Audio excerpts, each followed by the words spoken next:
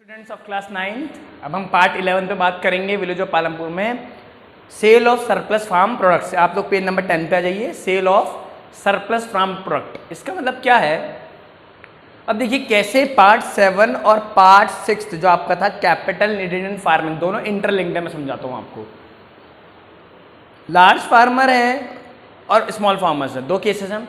Large farmers के पास बड़े बड़े खेत हैं, तो मान लीजिए एक लार्ज फार्मर है, एक स्मॉल फार्मर है, दोनों ने खेती करी और जब हार्वेस्टिंग का पीरियड आया, जब उनकी गेहूं उगाई थी, मान लीजिए उसने भी दोनों ने वीट उगाई थी, जब काटने का उनका सीजन आया तो जो लार्ज फार्मर था, ये एग्जाम्पल है, उसने 100 बोरी गेहूं निकाली कि मेरे पास 100 बोरी गेहूं इकट्ठी हो गई जब मैंने हार्वेस्ट किया। स्मॉल फार्मर के पास 10 बोरी इकट्ठी हुई।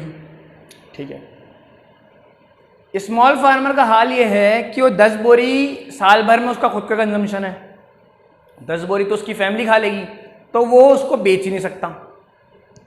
बेचने के लिए तो बचा ही कहाँ। आप चीज समझ पा रहे हैं भाई? जैसे स्मॉल फार्मर का लैंड छोटे हैं, हमने क्या पढ़ा था कि स्मॉल फार्मर के पास 2 हेक्टेयर से कम है और लार्ज फार्मर के पास 2 हेक्टेयर से ज़्यादा है, बड़े खेत हैं। तो स्मॉल फार्मर ने मान लीजिए उगाए,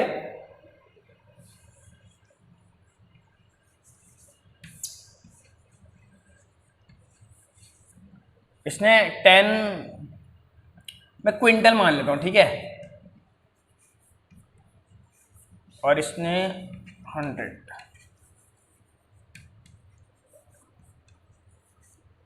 ठीक है, ये इतना इतना इन्होंने गेहूं उगा ली। मान लीजिए फॉर एग्जांपल इसने 10, इसने 100, इन्होंने तो इतना ही उगाया कि ये सेल्फ कंजम्पशन में यूज हो जाए सारा।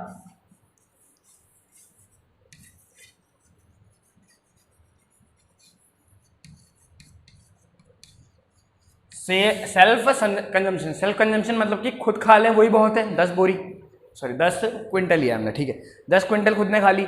तो सेल ऑफ सरप्लस मतलब जो बचा वो बेचने की बात इनके साथ तो आएगी ही नहीं।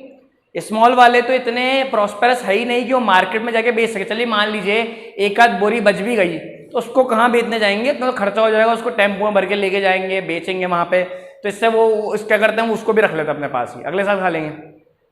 ये बात रहती है, मतलब कि इतना उगा ही नहीं पाते कि उसको बेच सकें। लार्ज फार्मर के पास एडवांटेज है, जैसे उसने 100 क्विंटल उगा लिया तो 10 क्विंटल अपनी फैमिली के रख ले और बाकी का 90 उसको मार्केट में जाके ट्रेडर्स को बेचे। मंडियां लगती है, मंडियां बेचने के लिए, अनाज की मंडियां, वहां पे जाके इन्हें बेचे। अब देखिए कैसे चीज जुड़ी हुई है, ये इनको बेचेंगे तो पैसा कमाएंगे, प्रॉफिट आएगा।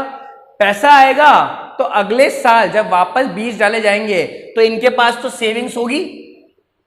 हमने बात करी थी नहीं, अपनी सेविंग्स का यूज कर लेते हैं, वो सेविंग्स अब आएंगी।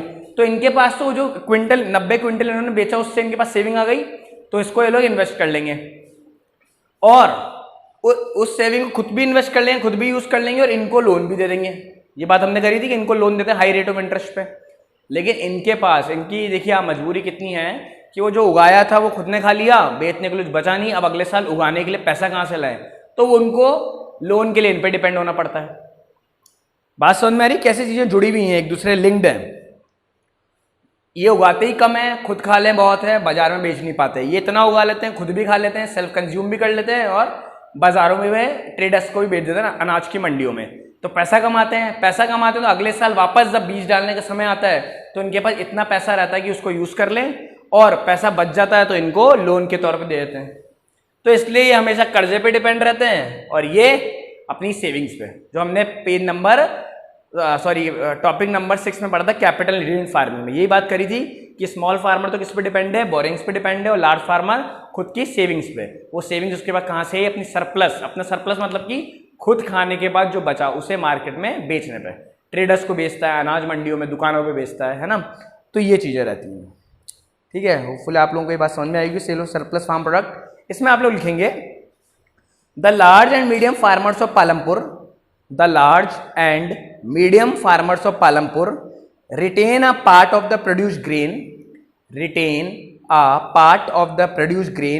for their own use and sell the surplus in the market.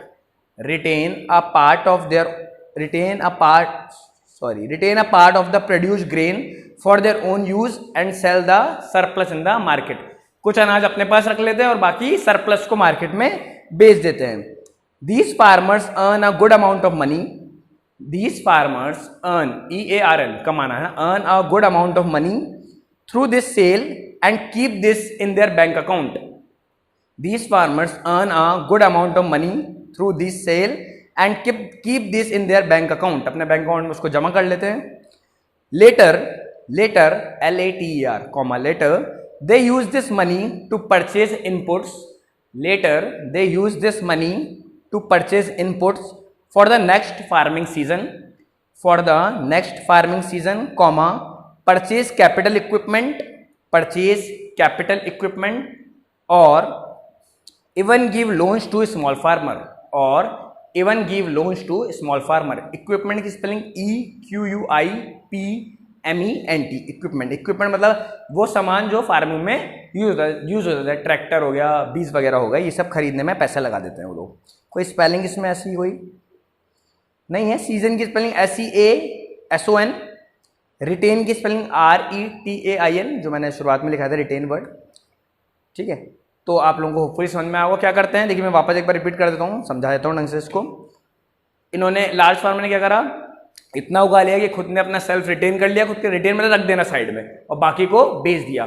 बेचा तो गुड अमाउंट ऑफ मनी कमाया, अर्न आया ना, और उन्होंने अर्न किया गुड अमाउंट ऑफ मनी. अब इस मनी का यूज़ किया है अगले सीजन में, नेक्स्ट फार्मिंग सीजन में उसको खेत में लगा देना, और जो पैसा बचा वो स्मॉल फार्मर को लोन के तौर पे दे देना, तो कमाई इनकी और बढ़ जाती है.